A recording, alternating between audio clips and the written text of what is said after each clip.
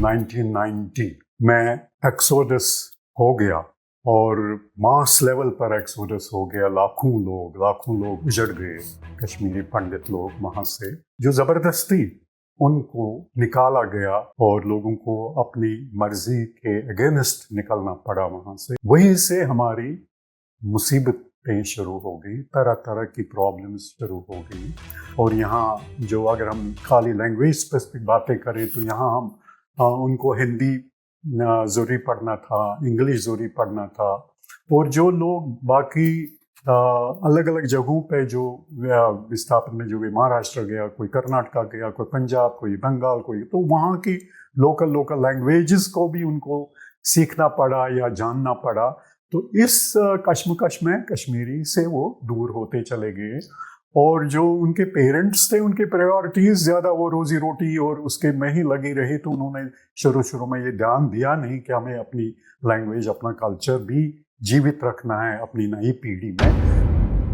कश्मीर के अंदर भी जितने भी सिटी ब्रेड यूथ है, बच्चे हैं, अनंतनाग में हो, श्रीनगर में हो, बारामुल्ला में हो, जो बड़े बड़े टाउन सोपोर में हो, मैं हैरान हो गया ये देखकर कि वहाँ पर भी बच्चे जो है अपने घर में उर्दू बोलते हैं या अंग्रेजी बोलते हैं, कश्मीरी नहीं बोलते हैं। समस्या उनकी भी वही है। देखिए, उसकी ये है, ये बिल्कुल 100% सही बात है। इसमें हुआ क्या है कि एक इसमें 2-3 चीज़ें काम कर रही हैं। पहली चीज़ थी जो कश्मीर के उसमें, पहली ये थी जब 21 का दशक था, मिलिटेंसी जब शुरुआत हुई वगैरह वगैरह, उसमें देखिए ये एक मिलिटेंसी का भी एक बहुत बड़ा फैक्टर था। और चूँकि कश्मीर में जब कश्मीरी की बात हम करते हैं तो कश्मीर में जब पोस्ट इंडिपेंडेंस ये था कि उन्होंने उर्दू को अडॉप्ट किया, उर्दू ऑफिशियल लैंग्वेज बनी जम्मू कश्मीर की। ये भी एक अनहोनी बात थी कि जबकि सभी स्टेट्स की अपनी अपनी भाषाएं, स्टेट लैंग्वेज है, पंजाब की पंजाबी है, कर्नाटक की कन्नड़ा है, महाराष्ट्र की मराठी है, गुजरात की गुजराती है, इस तरह की। लेकिन कश्मीर में, जम्मू एंड कश्मीर में न कश्मीरी थी, न डोगरी थी, न लद्दाखी थी, बल्कि उर्दू थी। एक एलियन लैंग्वेज को चूज़ किया गया था। और उस लैंग्वेज का सिनेरियो ये था कि सारे कश्मीर में 5% स्पीकर भी उर्दू वाले नहीं थे। लेकिन जब वो लिखने पढ़ने की बात आती थी तो वो शारदा लिपि को वो बोलबाला था, तो शारदा लिपि में ही कश्मीरी लिखी जाती थी। ये एक सिनेरियो था उस समय का। और बहुत सारे जो हमारे स्क्रिप्चर्स है, रिलीजियस स्क्रिप्चर्स है, यहाँ तक कि जो हमारी जन्म कुंडलियाँ हैं, जो हमारे ब्राह्मण लोग, हमारे पंडित लोग लिखते थे, वो शारदा में ही लिखते थे।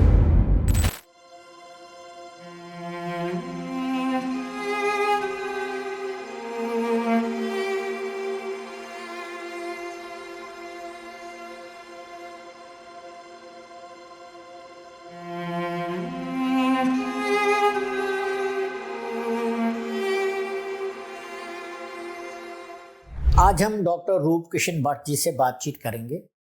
डॉक्टर रूप भट्ट जो हैं, हमारे पिछले 35 साल से, बल्कि पूरी लाइफ लॉन्ग ही इन्होंने कश्मीरी कल्चर को प्रिजर्व करने में बहुत बड़ा योगदान किया है।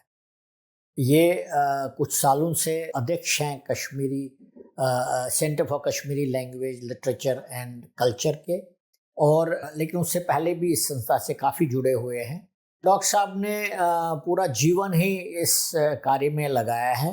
आज हम इनसे हमारे एक्सोडस के बाद इन इश्यूज के ऊपर क्या इम्पैक्ट हुआ उसके बारे में बातचीत करेंगे।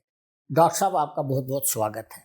नमस्कार कर्नल तिक्कू साहब, और सभी हमारे दर्शकों को मेरी तरफ से बहुत बहुत नमस्कार।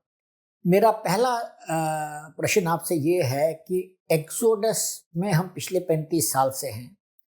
इस एक्सोडस ने हमारी लैंग्वेज पर, हमारे कल्चर पर, हमारे लिटरेचर पर कितना प्रभाव डाला है, कितना एडवर्स इफेक्ट हुआ हमारे इन सब मुद्दों के ऊपर? जैसा कि आप अच्छी तरह से जानते हैं, सारे ऑलमोस्ट हमारे जो दर्शक हैं बहुत हद तक ये जानते हैं कि जो कश्मीर में हुआ और कश्मीरियों के साथ जो कोई, कश्मीरी हिंदुओं के साथ जो हुआ, ये कोई छिपी बात नहीं है। और पिछले जो मिलेनियम के 80s से ही शुरू हुई थी बातें, और जब फिर 1990 में एक्सोडस हो गया और मास लेवल पर एक्सोडस हो गया, लाखों लोग उजड़ गए, कश्मीरी पंडित लोग वहाँ से। डिस्प्लेसमेंट थी ये, मैं तो इसको डिस्प्लेसमेंट, एक्सोडस था, इट वाज नॉट।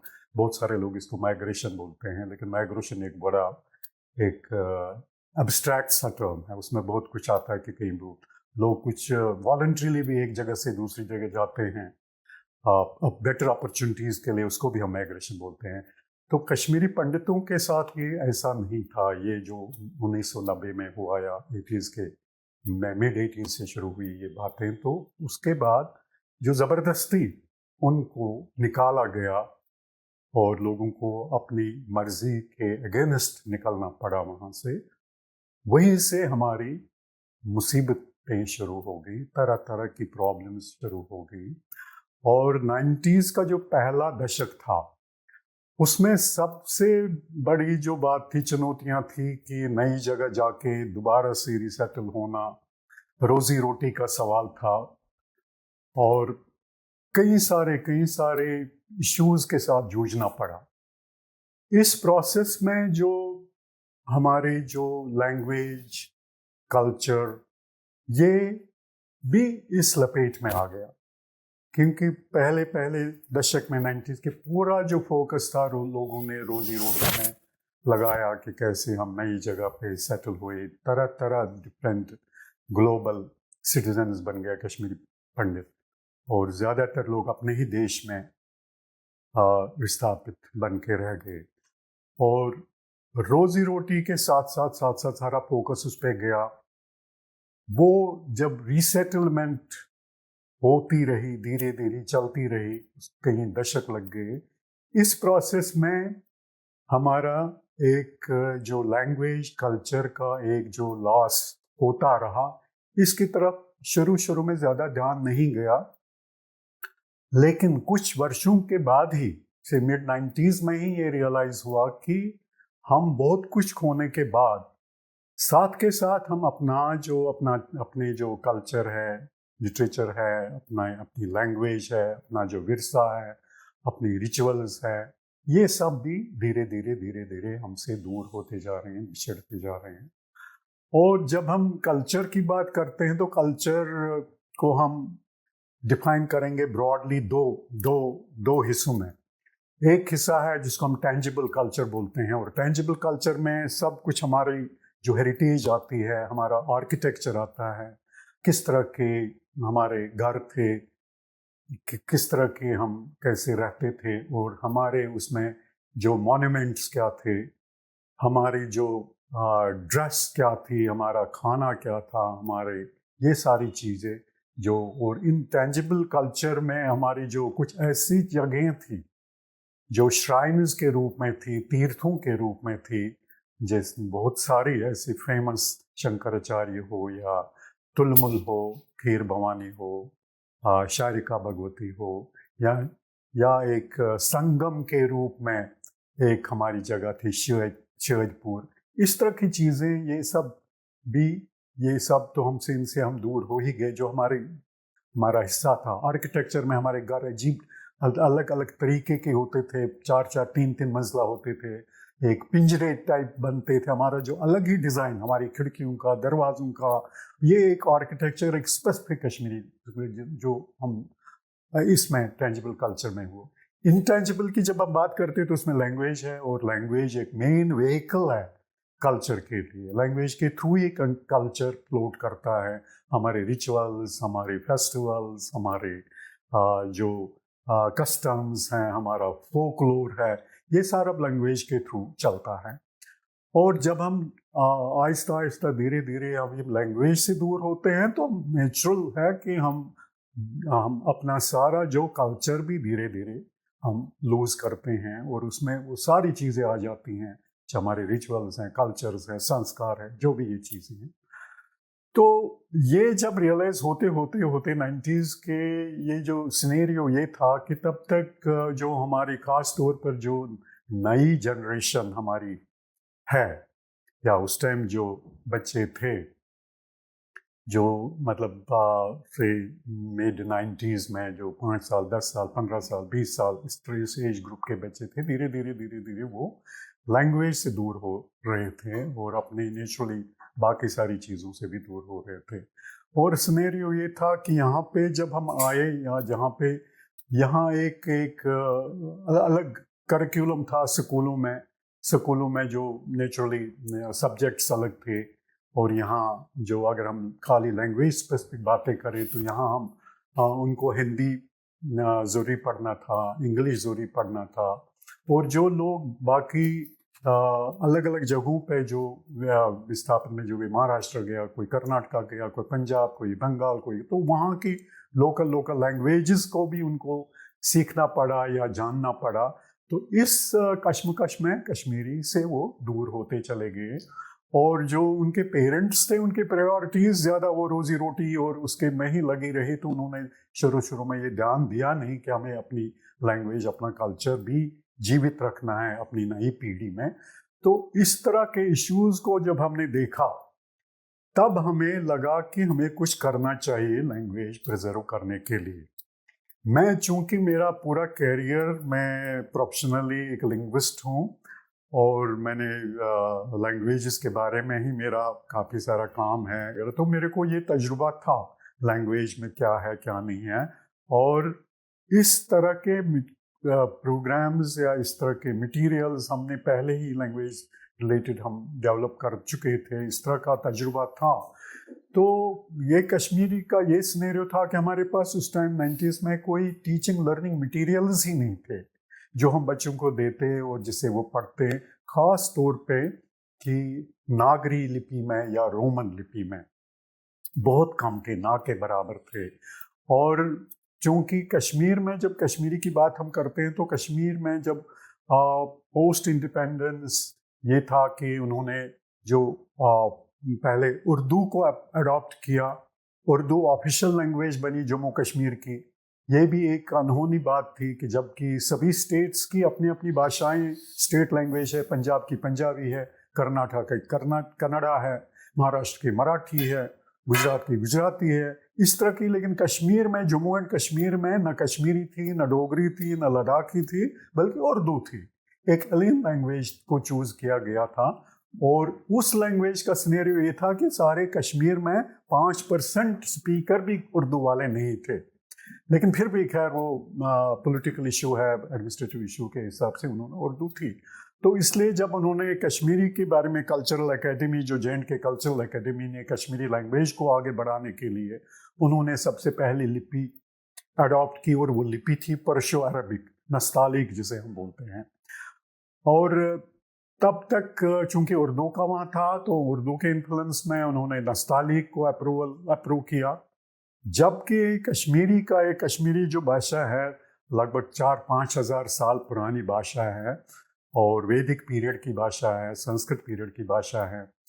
और उस पीरियड में जब हमारे में कश्मीर का एक सिविलाइजेशन ही बड़ा एक यूनिक था, हिंदू सिविलाइजेशन था पूरा 13th सेंचुरी तक, जब वहाँ पे संस्कृत का बहुत बोलबाला था, बड़े बड़े स्कॉलर्स थे वहाँ पे, महामठ था, यादवगुप्त वगैरह, कलहन, बिलहन, शमेंद्र, इस तरह की एक बहुत बड़ी चेंज। उस सेटअप में कश्मीरी जो भाषा थी, कश्मीरी भाषा को वो देसी भाषा समझते थे या देसी भाषा मानते थे, आम लोगों की भाषा थी ये।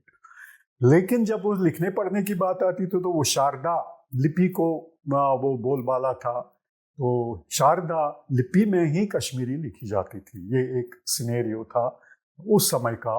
और बहुत सारे जो हमारे स्क्रिप्चर्स है, रिलीजियस स्क्रिप्चर्स है, यहाँ तक कि जो हमारी जन्म कुंडलियाँ हैं, जो हमारे ब्राह्मण लोग, हमारे पंडित लोग लिखते थे, वो शारदा में ही लिखते थे। बाद में जब कश्मीर में उन्होंने नस्तालिक कश्मीरी के लिए चूज़ किया, स्कूलों में इंट्रोड्यूस किया वगैरह वगैरह, वो बैकग्राउंड था हमारी जनरेशन के लिए। हमने भी जब कश्मीर में अपने सरकारी स्कूलों में मैंने पढ़ा है, तो हमें भी चॉइस उर्दू ही थी, हमने उर्दू ही पढ़ा। हमारे स्कूल में हिंदी टीचर नहीं था, या इसलिए हमने उर्दू मैंने पढ़ा है।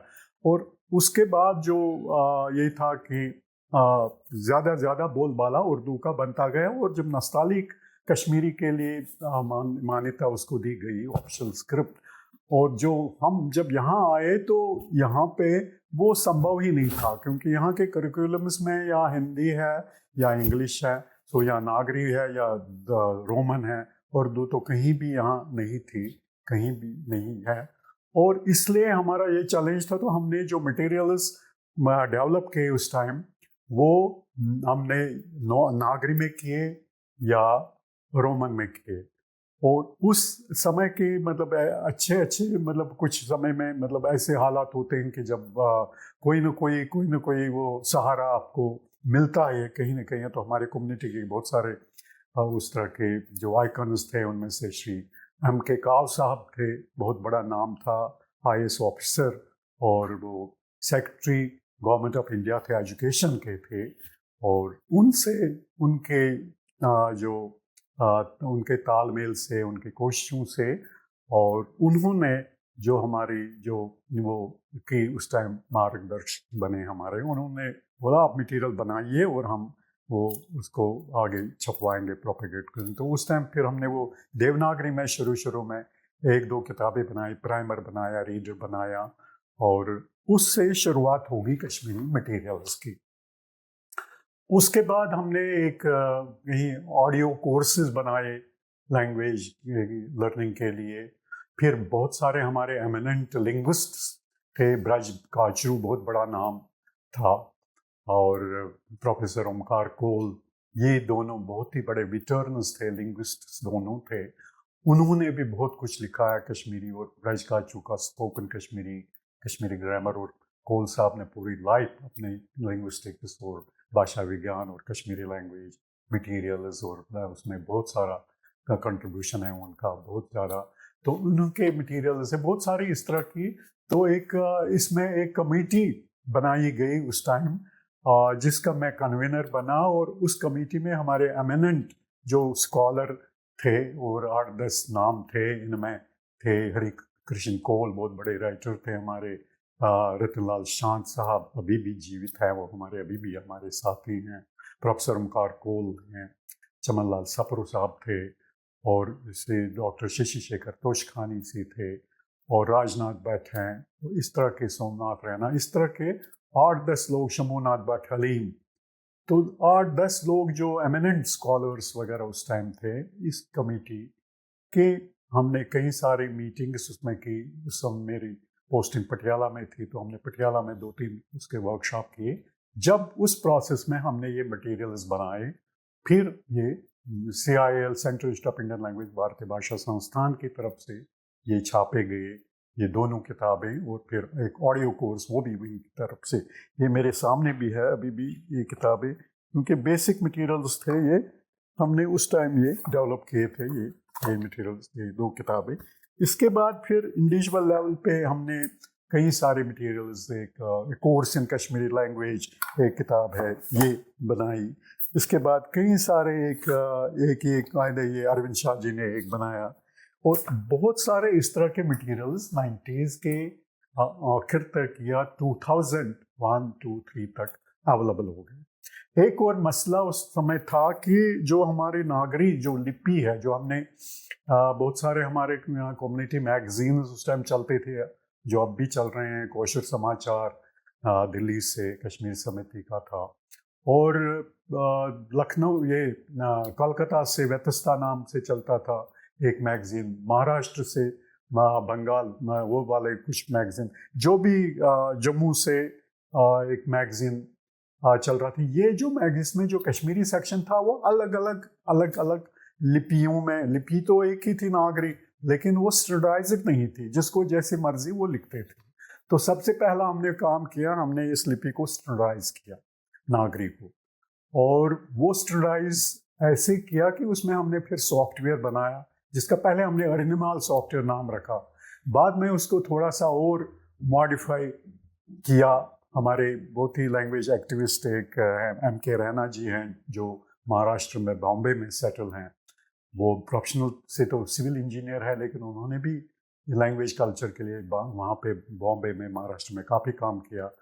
उन्होंने किसी कंपनी में बात की, तो उन कंपनी वालों ने हमारे उस सॉफ्टवेयर को अपडेट करके उसको आकृति नाम से बनाया। और ये आकृति जो सॉफ्टवेयर बना वो ऑल इंडिया कश्मीरी समाज ने उसको बहुत सारी सीडीज थाउजेंड्स में बना के उसको फ्री डिस्ट्रीब्यूट किया हमने लोगों को। ये तब वो जाके पॉपुलर हो गया वो स्क्रिप्ट, और सभी ने अपने अपने जितने भी हमारे स्कॉलर लोग हैं जो कश्मीरी में लिखते हैं उन्होंने ये अपलोड किया। उन सभी के ये सॉफ्टवेयर उनके कंप्यूटर्स में डेस्कटॉप्स में ये लोड हो गए। और जो उसके बाद मतलब 2001-2 के बाद जितनी भी मटेरियल्स बने लिखे गए वो सारे उसी स्टैंडर्डाइज्ड लिपि में अवेलेबल रह गए। और धीरे धीरे फिर वो मैगजीन्स में जो छपता था तब तक, जैसे कश्मीर कौशल समाचार में या खीर भवानी टाइम्स जम्मू से छपता है, या धीरे जो भी उसके बाद वेतस्ता वालों ने सभी ने उसको धीरे धीरे अडॉप्ट किया। और अब ये है कि आज के दौर में जितना भी वो हम स्क्रिप्ट की जब बात करते हैं तो वो देवनागरी स्टैंडर्डाइज्ड जो आकृति है वो हर जगह यूज़ होता है। इतना ही नहीं, जो एक फिर हमने क्या किया, हमने कुछ वर्कशॉप्स किए ऑर्गेनाइज यंगस्टर्स के लिए। यंगस्टर्स कई सारे मतलब वर्कशॉप्स किए अलग अलग शहरों में किए। यहाँ दिल्ली NCR रीजन में हमने विश्व भारती स्कूल वालों के साथ मिल के कई सारे वर्कशॉप्स किए बच्चों के लिए। वो शॉर्ट टर्म एक वीक के, उसमें हम फॉर्मली वो पढ़ाते थे बच्चों को, मतलब ये कश्मीरी लैंग्वेज, फिर उनको गाइड करते थे ये मटेरियल्स हैं ऐसे आप सीखेंगे, ये करिए। इस तरह का चलता रहा। और इसको फॉर्मलाइज करने के लिए हमने कई सारे कोशिश, कई सारे संस्थान सामने आ गए। इसमें ऑल इंडिया कश्मीरी समाज का भी रोल है। और उस समय फिर उन्होंने क्या किया, उन्होंने एक सेंटर ही बना दिया, centre for Kashmiri language literature culture, जो खाली लैंग्वेज की बात करेंगे, लैंग्वेज के लिए काम करेंगे, लैंग्वेज प्रमोशन के लिए काम करेंगे, लिटरेचर के लिए काम करेंगे। उसके अंडर फिर हमने हर साल इंटरनेशनल मदर टंग डे मनाना शुरू किया। और इस मदर टंग डे में फोकस ही पूरा मदर टंग प्रिजर्वेशन का होता था। और इसमें इसमें हमने एक प्रोफेसर कोल का आइडिया था कि जो हमारा लिटरेचर है कश्मीरी लिटरेचर, क्योंकि वो ज़्यादातर नस्तालीक में छपता था, नस्तालीक में किताबें हैं, जो एक हमारा एक बहुत बड़ा चंक जो राइटर्स का विस्थापित हुआ, जो कश्मीरी पंडित राइटर्स हैं, वो जो कश्मीर में तब तक सारा वो नस्तालीक में लिखते थे, उन्होंने यहाँ आके भी नस्तालीक में लिखना ये जारी रखा। एक इम्पॉर्टेंट चीज़ यहाँ पे है लिटरेचर के साहित्य के विषय में, साहित्य ये कि कश्मीरी साहित्य का जब एक्सोडस हुआ, जब लोग वहाँ से जब पलायन हुआ, तो 8-10 साल तक जो ये इतना मतलब वो था, मतलब एक अजीब व गरीब सा माहौल था। लेकिन जो राइटर्स हमारे थे जो वहाँ से निकल के आए थे, उन्होंने अपना कलम नीचे नहीं रखा, उन्होंने छोड़ा नहीं, उन्होंने लिखना छोड़ा नहीं, दे कंटिन्यू टू राइट। उन्होंने ऐसा ये हुआ कि हमारे पास 10-15 साल में ही मतलब सैकड़ों किताबें आ गई। और उन्होंने एक अच्छा ट्रेंड ये रखा, उन्होंने नस्तालीक में भी लिखा, नागरी में भी लिखा। और धीरे धीरे कुछ लोगों ने ये किया कि एक ही कवर के अंदर एक साइड जो कश्मीरी, मतलब एक साइड में है नस्तालीक, दूसरी साइड में है नागरी, इस तरह की ये ट्रेंड चाहिए। और आज की तारीख में 100-150 किताबें बल्कि ज़्यादा ही होंगे जो नागरी लिपि में, स्टैंडर्डाइज्ड लिपि में, जो पोइट्री है, प्रोज है, बहुत सारी चीज़ें हैं जो अवेलेबल हैं अब।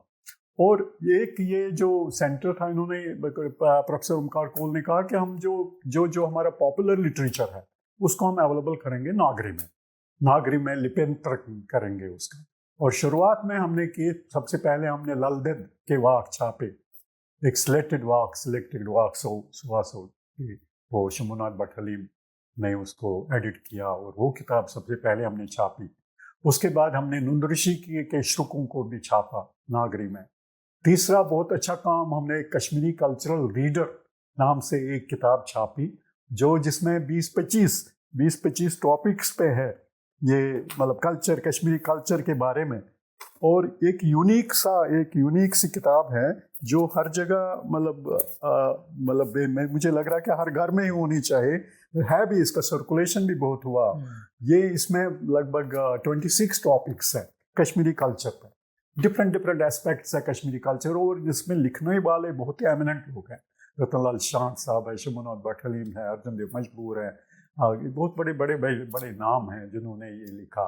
नहीं, और भी काफ़ी सारे हमारे कम्युनिटी NGOs हैं जिन्होंने बहुत अच्छा काम किया है या कर रहे हैं इस दिशा में।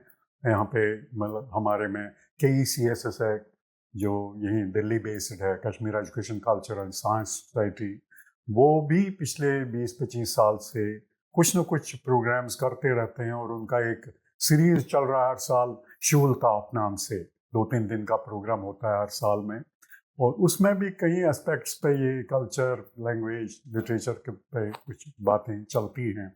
ये भी एक मीडियम है, और भी वो प्रोग्राम्स ऑर्गेनाइज करते हैं। ऐसे जम्मू में है संप्रति नाम का एक NGO है, कॉन्फ्रेंसेस, सेमिनार्स वगैरह करते हैं वो।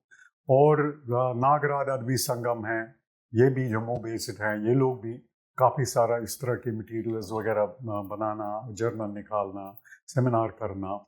और अब एक JK विचार मंच, जम्मू कश्मीर विचार मंच का एक एनुअल होता है शिवरात्रि फेस्टिवल।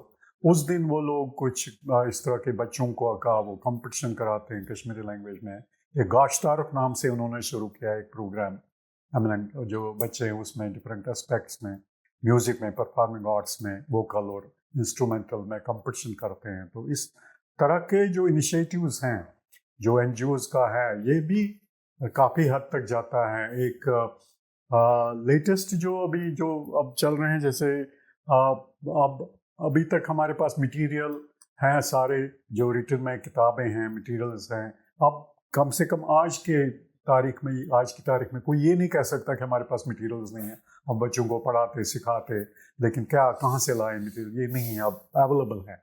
इतना ही नहीं, अब जो है हाईटेक ज़माना है, ऑनलाइन का ज़माना है। हमने अब कुछ मटेरियल्स ऑनलाइन भी अवेलेबल किए हैं। बहुत बड़ी ये है डेवलपमेंट। एक कश्मीर कल्चरल ट्रस्ट नाम से हमने एक वेबसाइट बनाया है। इसमें काफ़ी सारे वो सब हेड से, एक सब हेड है लर्न कश्मीरी। उस लर्न कश्मीरी के अंडर हमने बहुत सारे मटेरियल्स, ये सारी जो किताबें हैं, 2-4 किताबें यहाँ जो मेरे पास हैं, जो मैं दिखा रहा हूँ, ये सब लगभग उस पर हैं। और भी मटेरियल्स हैं लर्निंग के लिए हैं।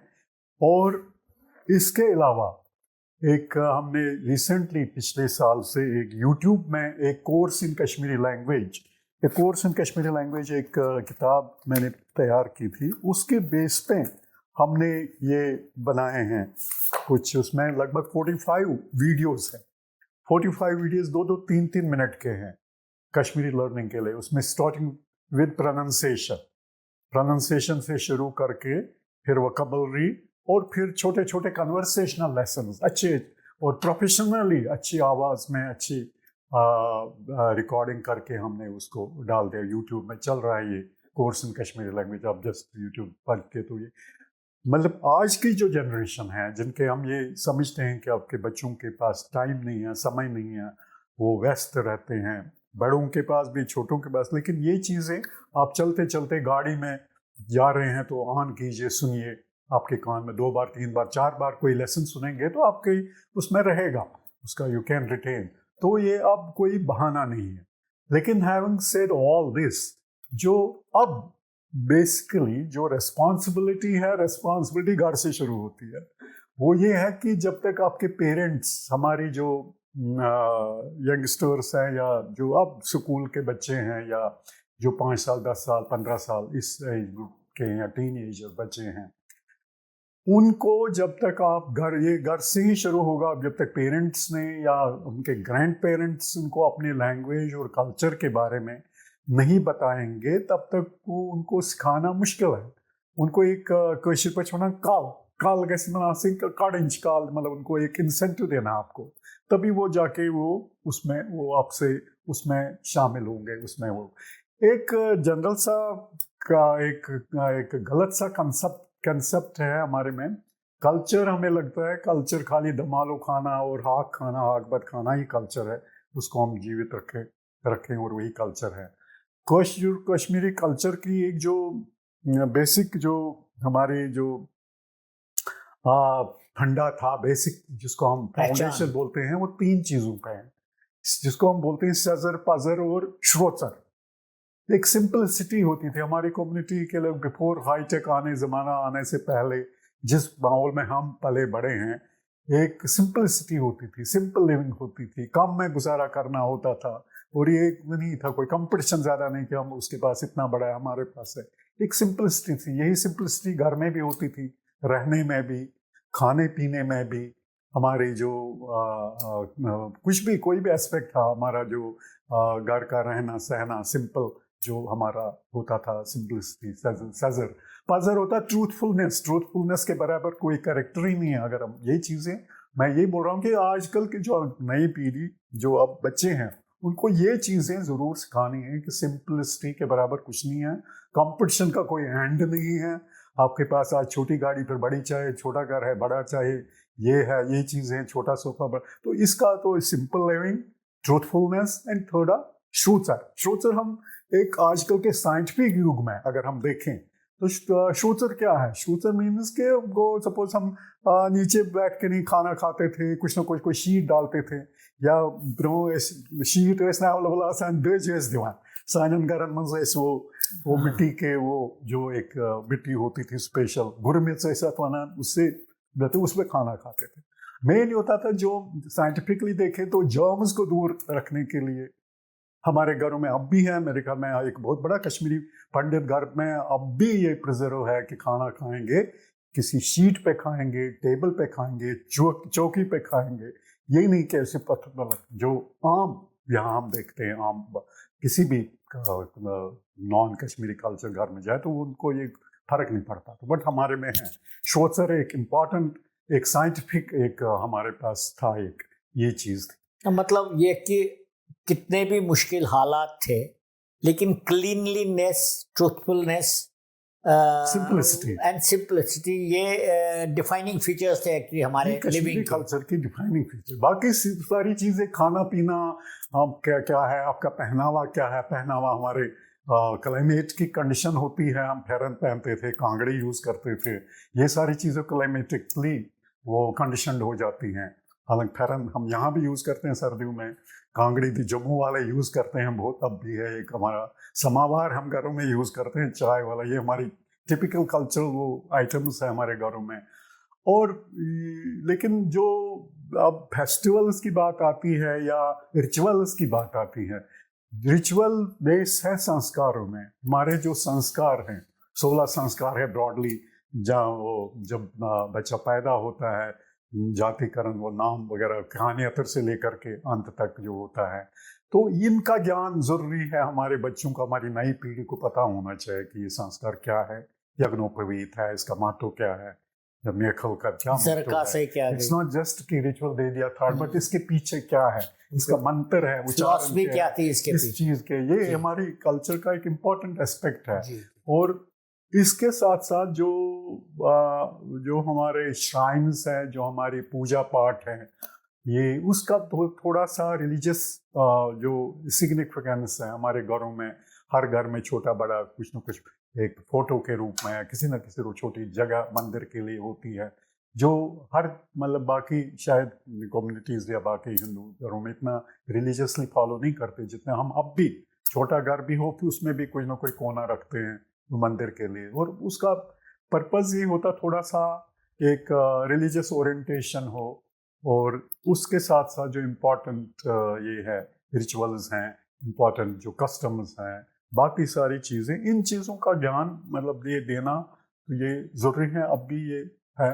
और कल्चर में फिर बाद में मतलब इवन हमारे जो ट्रेडिशनली रही कि बड़ों की इज्जत, बड़ों का एक जॉइंट फैमिली सिस्टम और आदर समान। नॉट ओनली हम इस कल्चर पे बड़े पले हैं, कश्मीरी कल्चर ये था कि हम not only our family members, हमारे खाली एल्डर्स की कदर नहीं करते हैं, हम जो आस पड़ोस वाले होते थे हमारे, इवन जो हमारे में मुस्लिम फ्रेंड ये भी थे, नेबर्स थे, तो हम उनके सामने ये नहीं करना, सिगरेट नहीं पीना, गलत काम नहीं करना, इस तरह का एक डर भाई, एक तरह का खौफ एक तरह का रहता था।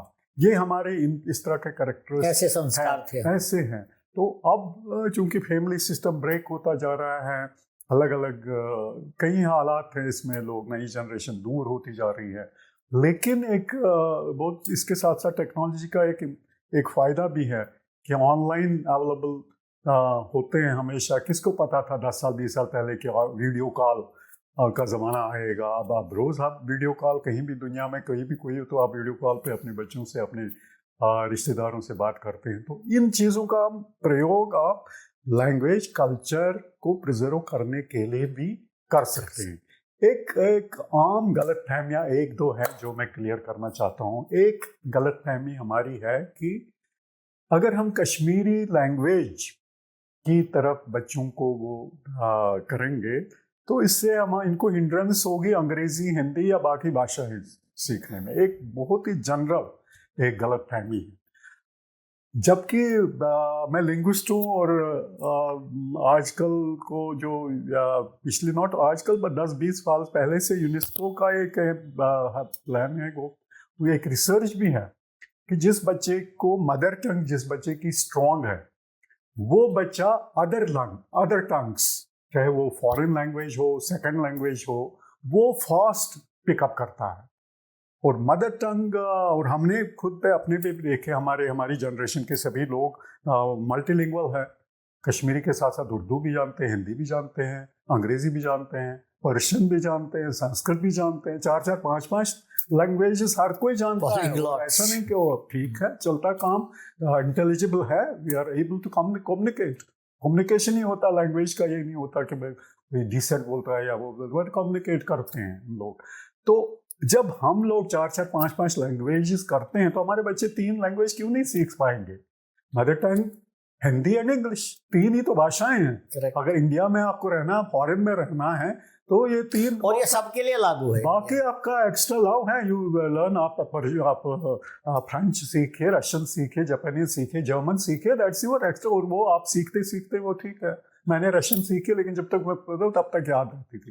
मतलब लैंग्वेज का ये भी है कि जब तक जितनी दिनों आप प्रैक्टिस करते रहें तो आप परफेक्ट रहेंगे। अगर आपने प्रैक्टिस करना होता मतलब बोलचाल बंद किया तो वो धीरे धीरे लूजिंग द लैंग्वेज। अच्छा डॉक्टर साहब, मैं आपसे ना एक सवाल पूछना चाहता था कि जैसे आपने नस्तालिक के बारे में बात करी और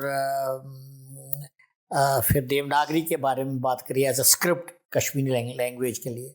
एक हमारे समुदाय में भी ऐसे कुछ विचार वाले हैं, वो चाहते हैं कि देवनागरी भी ना हो, हमें अपनी ओरिजिनल शारदा, जिसमें जो स्क्रिप्ट होता था कश्मीरी लैंग्वेज का, उसी को मनाया जाए। बल्कि वो तो इस बात को एक क्लैश मानते हैं उन लोगों के साथ कि जो देवनागरी का प्रचार करते हैं। इस विषय में क्या बोलना चाहेंगे आप?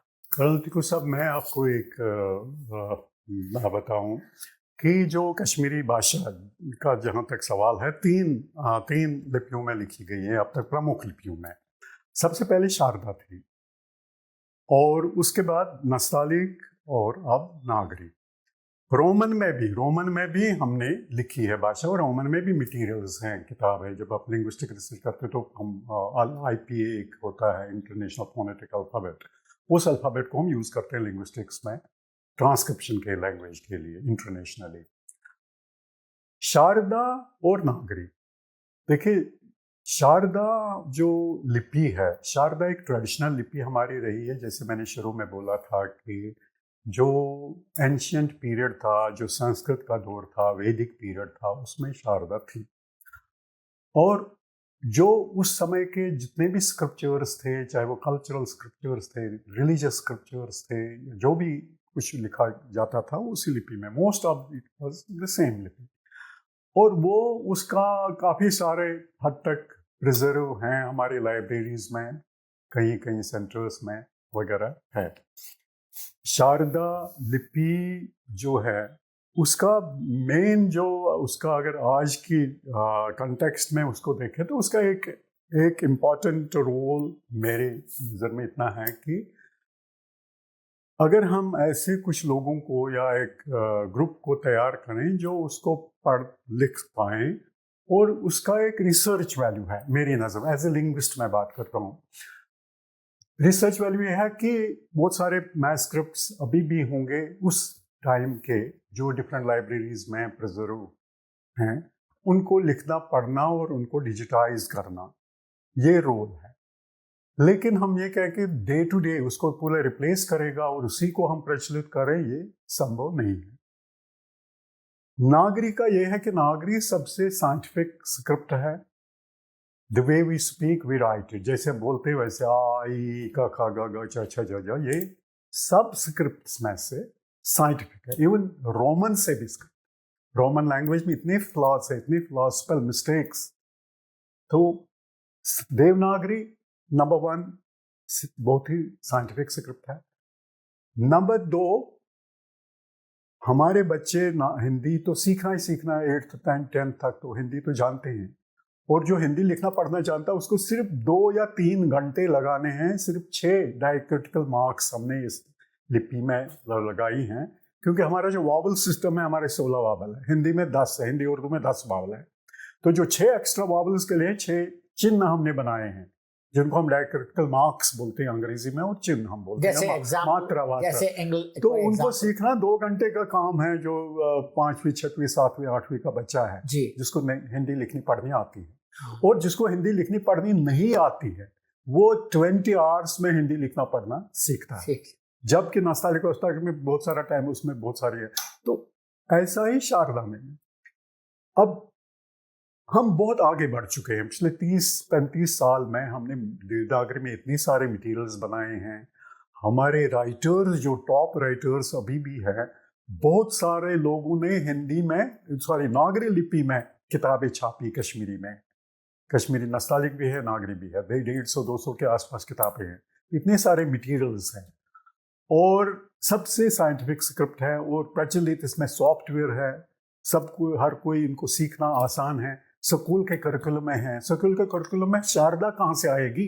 आपकी नागरी तो है लिपि, आपका आ ई का ख ग घ, ये तो सीखना ही सीखना है। तो शारदा के लिए तो हमारे इंस्टीट्यूशन वाले दोबारा से कोई कोर्स, कोई लैंग्वेज नहीं चलाने जा रहे हैं। ना भारत सरकार चलाएगी, ना स्टेट गवर्नमेंट्स चलाएंगे। तो ये एक फॉल्स है, एक इमोशनल सा एक है एस्पेक्ट शारदा। और जहाँ तक लैंग्वेज की बात है, स्क्रिप्ट की बात है, स्क्रिप्ट्स के साथ अटैचमेंट रखना एक गलत फहमी है। स्क्रिप्ट एक व्हीकल है। आप लैंग्वेज में बोलता हूँ कश्मीरी, मैं उसको रोमन में भी लिख सकता हूँ, मैं नागरी में भी, जिसमें मुझे इजी लगे, जिसमें मैं इजीली उसको लिख पढ़ सकूँ, वो स्क्रिप्ट अडॉप्ट करना है। इसमें कोई इमोशनल अटैचमेंट वाली बात नहीं है। इसमें कोई हमारी गीता जी शारदा में नहीं की है तो वो है, ऐसा कुछ बात नहीं है। तो एक लेमैन सा एक शारदा को बाहर से, मतलब आप वो जो असंभव है उसको करना चाहते हैं, जो संभव है पॉसिबल उसको आप छोड़ना चाहते हैं। एक मेरा नजरिया कि नागरी है, नागरी इज द बेस्ट ऑप्शन। हाँ, रोमन को आपको उसको, लेकिन रोमन को भी आपको स्टैंडर्डाइज IPA के हिसाब से फोनेटिक अल्फाबेट बना के आप उसको भी प्रमोट कर सकते हैं। दोनों ये कश्मीरी के लिए आगे है। तो मैं बात कर रहा था, ये एक गलत फहमी एक तो यह है कि कोई कश्मीरी तो उसको हिंदी अच्छी नहीं आएगी, अंग्रेजी अच्छी नहीं आएगी, ऐसा नहीं है। जिसको मदर टंग में कमांड है, जो मदर टंग अच्छी बोलता है, वो सेकंड लैंग्वेज एकदम से पिकअप करता है। हम लोग कश्मीरी में सोच समझ के अंग्रेजी में ट्रांसलेट करते हैं, ऐसे हर कोई मदर टंग वाला करता है। तभी हम करते हैं तमिल इंग्लिश है, ये पंजाबी इंग्लिश की जितनी कम्युनिटीज उतनी इंग्लिशेस है। इंग्लिश है, हिंदी है, तमिल वालों का अलग है, केरला वालों का अलग है, पंजाबी का अलग है, कश्मीरी का अलग है। ये सब मदर टंग इन्फ्लुएंसेस है। मदर टंग इन्फ्लुएंस होता है हमारी दूसरी भाषाओं पे। तो दूसरा ये, अब लेटेस्ट जो, अगर आप गवर्नमेंट की एजुकेशन पॉलिसी ले लीजिए, इस सरकार की जो 2020 की पॉलिसी में इन्होंने मदर टंग को काफ़ी इंपॉर्टेंस दी है।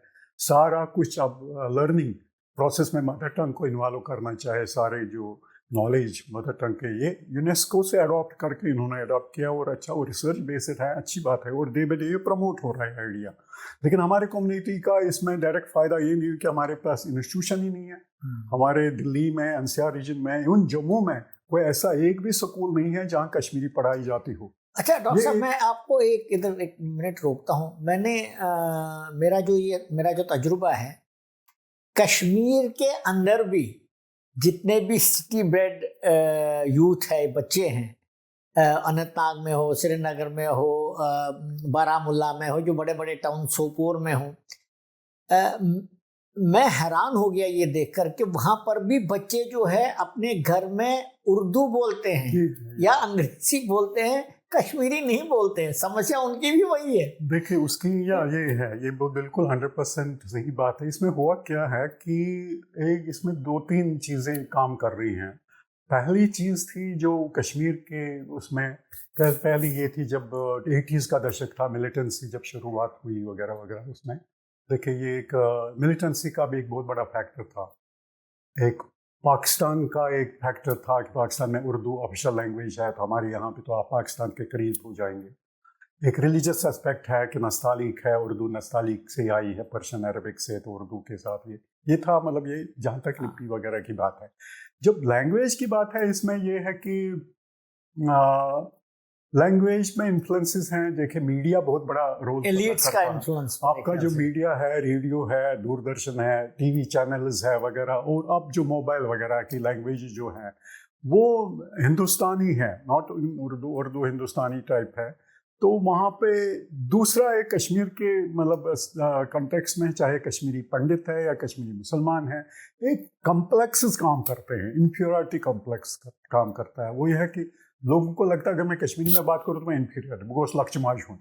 अगर मैं उर्दू में टूटी फूटी उर्दू में प्रेफर करेंगे बात, लेकिन शुद्ध कश्मीरी में बात नहीं करेंगे। ये हमारे घरों में भी हो रहा है, हमारे घरों में भी हो रहा है। जो हिंदी हमारी जो बहू बेटियां यूज करती हैं वो टूटी फूटी हिंदी होती है, वो शुद्ध होती ही नहीं है। उनको बोलनी नहीं, because they are not part of that native community, correct language speaking community. तो उनकी वो ट्रांसलेट करके के छोड़ो, ये बिस्तरा छोड़ो, नीचे से दूध चढ़ाओ, रेडियो डालो, वो करो, ये करो, टीवी डालो, मतलब गलत शलत। ये कश्मीर में भी, श्रीनगर में भी हो रहा है। श्रीनगर में जो टैक्सी वाले हैं, वहाँ टूरिस्ट इन्फ्लुएंसेस हैं। टूरिस्ट मतलब होटल्स में रहते हैं, टैक्सीज में चलते हैं, बाकी हाउस बोट्स में वगैरह। एक ट्रेड फैक्टर है, बिजनेस क्लास जो है शॉपिंग वॉपिंग के लिए, तो वहाँ पे उर्दू टूटी फूटी हिंदी वही इस हिंदुस्तानी इस तरह के बोलते हैं। तो लोगों को लगता है कि ये एक शायद ये कोई अपर क्लास या स्पेशल क्लास स्टेटस वाले लोगों की बात है, उर्दू में बात करना, हिंदी में या टूटी फूटी अंग्रेजी वगैरह बोलना। तो ये है, ये बिल्कुल साधारण कश्मीर में, श्रीनगर में खासतौर पर सिटी में उनके बच्चे, उनके वगैरह मतलब वो भी प्रेफर करते हैं कि उर्दू हिंदी में बात कर रहे हो, कश्मीरी को छोड़ कर। एक कॉम्प्लेक्स है, मैं तो इसको इन्फीरियरिटी कॉम्प्लेक्स ही कहूँगा। को लगता है कि हिंदी उर्दू को रिलेट करते हैं अपर बेटर क्लास के साथ, बेटर लोगों के साथ, अंग्रेजी और भी उससे भी ज्यादा अच्छी। ये हम में भी कॉम्प्लेक्स है, हाँ, ये तो ह्यूमन नेचर है। बट ऐसा नहीं है। मतलब जो भी दुनिया के बड़े बड़े डेवलप्ड कंट्रीज हैं, चाहे फ्रांस है, जर्मनी है, चाइना है, रशिया है, जापान, बड़े अपनी मदर टंग से बड़े। हम तो अंग्रेजी तो ऑल ओवर वर्ल्ड है, बट बाकी सारे देश हैं जिन्होंने अंग्रेजी को अडॉप्ट नहीं किया। चाइना है, कोरिया है, रशिया है, जापान, जर्मन है, जापान है, और इतने एडवांस जापान में, फ्रांस में अगर आप एयरपोर्ट से नीचे जाएंगे, unless you know the local language, आप क्या वहाँ अंग्रेजी काम नहीं करती है। अगर आता भी होगा उनको तब भी वो मना करेंगे। जर्मनी में वगैरह वगैरह। तो इसका मतलब उन्होंने अपनी मदर टंग को इतनी एट पार इंग्लिश के लाया है, तो उनके ऊपर उनके में कोई इस तरह का कॉम्प्लेक्स ही नहीं है कि अंग्रेजी नहीं जानते। ये कॉलोनाइज्ड वर्ल्ड में ही प्रॉब्लम थी, नहीं चलेगी। हमारे जो अंडर डेवलप्ड कंट्रीज हैं और जो कॉलोनीज थी ब्रिटेन की। और उसमें एक और एंगल भी आया है डॉक्टर साहब, ये जो कंप्यूटर लैंग्वेज जो इंग्लिश बन गई ना, इसने भी वो बड़ा उसका योगदान तो वो हमारे स्पेलिंग्स बिगाड़ रही है, वो हमारा जो कोड लैंग्वेज बनती जा रही है। जो हम ये हमारे बच्चे जो आईटी में जाते हैं, जो गांव से आए हुए बच्चे हैं जो आईटी में जाते हैं, अब उनको कंप्यूटर में काम करना है तो इंग्लिश तो उनको सीखना ही पड़ेगा नेचुरली। और इंग्लिश सीख के भी जो हम अब व्हाट्सएप है या फेसबुक है या बाकी जो सोशल मीडिया के जो लिखने पढ़ने के, उसमें भी जो अब लैंग्वेज होती है वो तो वो कोड लैंग्वेज एमएलगम है, यू आर वी, वो शॉर्टकट्स में लिखते हैं, अंग्रेजी कम्युनिकेट करते हैं। तो लैंग्वेज में ये है, लैंग्वेज का नेचर है चेंज, बदलना। जो लैंग्वेज मतलब 50 साल पहले अंग्रेजी थी या 100 साल पहले, आज की अंग्रेजी नहीं है। अब हर कम्युनिटी, हर देश की अंग्रेजी अलग अलग हो। ऐसे बाकी भाषाओं के साथ भी हो रहा है, जो हिंदी है या बाकी जगह। तो ये सभी इन्फ्लुएंसेस चलते रहेंगे, चलते आए हैं, लैंग्वेज बदलती रहेंगी। और कश्मीरी का जो है कि हमारा अब एक ही है कि हमें देखिए, अगर हमें अपनी कम्युनिटी को प्रिजर्व रखना है तो लैंग्वेज को प्रिजर्व रखना पड़ेगा, क्योंकि मैं समझता हूँ कि जब लैंग्वेज नहीं है तो कम्युनिटी नहीं है। कम्युनिटी सरनेम्स पे ही नहीं रहेगी, बाट है, टिकू है, रहना थे, कोल थे, कश्मीर में। अनलेस यू स्पीक कश्मीरी आप नहीं बोलेंगे तो आपकी कम्युनिटी नहीं रहेंगी, सीधी सी बात। और कश्मीरी लैंग्वेज नहीं रहेगी तो आपका कश्मीरी कल्चर नहीं रहेगा। ये लैंग्वेज कल्चर इंटर रिलेटेड चीज़ें हैं। कम्युनिटी बिल्कुल डिपेंडेंट है। अगर कम्युनिटी एक आइडेंटिटी है लैंग्वेज कल्चर, अगर लैंग्वेज कल्चर पर फोकस नहीं करेंगे, हम करेंगे नहीं फिर भी हम जीवित रहेंगे। जीवित रहना एक चीज़ है, लेकिन एज ए कम्युनिटी सर्वाइव करना, एज ए क्लोज कम्युनिटी रहना, वो इसके लिए हमें लैंग्वेज कल्चर को प्रिजर्व करना पड़ेगा। और ज़्यादा मुश्किल नहीं है। अगर हम घर में हमारे पेरेंट्स ग्रैंड पेरेंट्स बच्चों के वो थोड़ा ध्यान दे, थोड़ा मटेरियल्स अवेलेबल है, ऑनलाइन कोर्सेज हैं, बाकी सारी चीज़ें हैं, ये ज़्यादा नहीं है, 8-10 घंटे का एफर्ट है। और डे टू डे आप अगर 4 सेंटेंस से 5 सेंटेंस से कश्मीरी में चलते रहें, बोलते रहें, तो एक you are tune to that language. अच्छा डॉक्टर साहब, मेरा अब एक आखिरी सवाल है आपसे। जो आपकी जनरेशन थी, आपका पूरी ज़िंदगी आपने कश्मीरी एनवायरनमेंट गुजारी, कश्मीर में गुजारी, और आपका एक इमोशनल कनेक्ट है। अब उस वजह से, और क्योंकि हमने काफ़ी सफ़र किया था, पलायन हो गया था, तो आप लोगों ने जितने भी आपने नाम लिया, आप हैं शाद साहब से, ओमकार नाथ जी हैं, स्वर्गीय ओमकार जी, यार कई सारों के नाम आपने, हलीम साहब हैं, आप लोगों ने भरसक प्रयास किया कश्मीरी कल्चर, खासकर लैंग्वेज को प्रिजर्व रखने का। अब जो हालात बन रहे हैं, एक तरफ से तो ग्लोबलाइजेशन हो रही है, हमारे बच्चे बाहर बाहर पता नहीं कहाँ कहाँ पर नौकरी करते हैं। दूसरा, जो हमारी जड़ें थी कश्मीर के अंदर, उनसे हम दूर होते गए, तो इसका असर तो हमें वैसे ही दिखाई देता, हमारे कल्चर पर भी दिखाई देता है, लैंग्वेज पर तो है ही। तो आपका जो है पर्सनल ओपिनियन क्या है इस विषय में, कि क्या हमें ज़्यादा प्रयास करना चाहिए किसी न किसी तरीके से अपने नागरिक स्क्रिप्ट को ही ज़्यादा बढ़ावा देने के लिए, ताकि हम कुछ प्रिजर्व कर सकें? क्योंकि दुनिया भर में जहाँ घूम रहे हैं लोग, वहाँ तो उनके पास अब यही होगा, किताबें ही होंगी, क्योंकि बाकी मीडिया में तो कश्मीरी आता ही नहीं है कहीं पर। तो आप इस विषय में क्या देखिए कर्नल साहब, हम इसको देखिए तो आपने बहुत अच्छा ये प्रश्न पूछा है। ये मतलब आगे क्या होगा, आगे ये कि हम ज़्यादा से ज़्यादा टेक्नोलॉजी पे डिपेंडेंट होते जा रहे हैं। हम अब लिखना पढ़ना एज सच खत्म हो रहा। हम सभी के पास बड़ी बड़ी लाइब्रेरियाँ घरों में हैं, हमारे ट्रेडिशनल अब भी हैं, लेकिन अब हमारे बच्चों को reading habits day by day हम जो नोट्स कर रहे हैं कम होते जा रहे हैं। इनको ये हैबिट है नहीं। क्या एक तो है कि जो स्कूल में या कॉलेज में पढ़ना है, ज़रूरी है वही पढ़ना है। इसके एक्स्ट्रा रीडिंग जो हम लोग करते थे, बायोग्राफीज पढ़ना, नॉवेल्स पढ़ना, स्टोरीज पढ़ना, ये पढ़ना, शायरी पढ़ना, ये लोग नहीं। इसलिए मैं समझता हूँ कि उसका एक रिसर्च एक ही वो वैल्यू है शारदा का, कि पुराने अगर भी कोई इस तरह के मैस्क्रिप्ट वगैरह हैं तो उनको पढ़ने लिखने या डिजिटाइज करने के लिए वो सीखी जा सकती है, या ऐसा होना चाहिए। लेकिन डे टू डे यूज़ के लिए, लिखने पढ़ने के लिए, आगे बढ़ने के लिए नागरी ही बेटर ऑप्शन है, क्योंकि इसमें हम काफ़ी आगे बढ़ चुके हैं। और रोमन भी हो सकता है, बट रोमन में बहुत फ्लॉज है स्पेलिंग्स वगैरह का, उसको ठीक से IPA लेवल पे अगर आप बनाएंगे तो ये इस तरह का है। और अंत में एक दो चीज़ें मैं बताना चाहूँगा कि प्रिजर्वेशन का जहाँ तक लैंग्वेज कल्चर की, तो ये मेन तो घर से शुरू होता, पहले भी बताया मैंने। तो पेरेंट्स का रोल है बड़ा, पेरेंट्स ग्रैंड पेरेंट्स का बड़ा है। और जो आपने सवाल पूछा कि अब हम दूर जा रहे हैं, ग्लोबल सिटीज़न हो गए कश्मीरी, तो उसको क्या करें, ये चैलेंज है। लेकिन ये है कि जिस भी देश में हम गए हैं, फैले हैं, ऑलमोस्ट हर देश में हमारी एसोसिएशंस हैं। US में हैं वो लोग हर साल 3-4 दिन का एक कैंप लगाते हैं, किसी आप भी उस कैंप में गए हैं। तो इस तरह का उन कैंपों में वो थोड़ा बहुत कश्मीरी का ambience, Kashmir language, literature, culture का क्रिएट करने की कोशिश करते हैं। वहाँ कुछ इस तरह की चीज़ें, कंपटिशन या कुछ करते हैं। इस तरह के एक्टिविटीज़ की ज़्यादा ज़रूरत पड़ेगी। UK में है, वहाँ एसोसिएशन अच्छी वाली है। ऐसे मतलब डिफरेंट देशों में एसोसिएशंस है। ये है कि जो यंग जनरेशन जो जहाँ रहते हैं उनको उसके साथ जुड़ना है, नेटवर्किंग की ज़रूरत है, ऑनलाइन एक दूसरे के साथ जुड़ने की ज़रूरत है। जैसे हम डे टू डे अपने बच्चों से वीडियो कॉल करते हैं, ऐसे नेटवर्किंग की एक इंटर कम्युनिटी या विद इन कम्युनिटी करने, इंट्रा कम्युनिटी कम्युनिकेशन की ज़रूरत है दिन ब दिन ऑनलाइन, इस टेक्नोलॉजी का उपयोग करना। लेकिन हमारे दिमाग में क्लियर होना चाहिए कि unless we preserve our language culture we can not live as a community. हम रहेंगे एज ए सरनेम वो थे ये थे, लेकिन कम्युनिटी को अगर हमें रखना तो ये दो चीज़ें लैंग्वेज कल्चर मस्ट है। चाहे जितने भी अब दिव्य इसमें वीकनेसेस आएंगी, चैलेंजेस आएंगे, प्रॉब्लम्स आएंगे, लेकिन उनको अब हमारी बात जो नेक्स्ट जनरेशन को they have to take the responsibility, और अच्छा रिस्पॉन्स है। यंगस्टर्स में भी कुछ इस तरह के ग्रुप्स हैं जो अपनी लैंग्वेज कल्चर अपने ट्रेडिशंस को आगे प्रिजर्व रखने के लिए ई जर्नल्स काफ़ी सारे हैं, डिजिटल जर्नल्स लोगों ने निकाले हैं, इस तरह की हैं। तो ये दिन ब दिन रहेगा। हमने देवनागरी में ये वॉक एक इम्पॉर्टेंट मैगजीन पिछले 20-25 साल में चलाया है। ये इसमें लिटरेचर है, मतलब एक ही है नागरी में जो लिटरेरी मैगजीन है, तो ट्रू सेंस में जिसमें पोइट्री प्रोज इस तरह की हैं। और इस तरह के ज़्यादा से ज़्यादा इस तरह की जो नेटवर्किंग है, ऑनलाइन कोर्सेज डिवाइस करना, बनाना, आगे चलाना अवेलेबल भी है, आगे उनको इम्प्रूव भी कर सकते हैं, नए भी कर सकते हैं।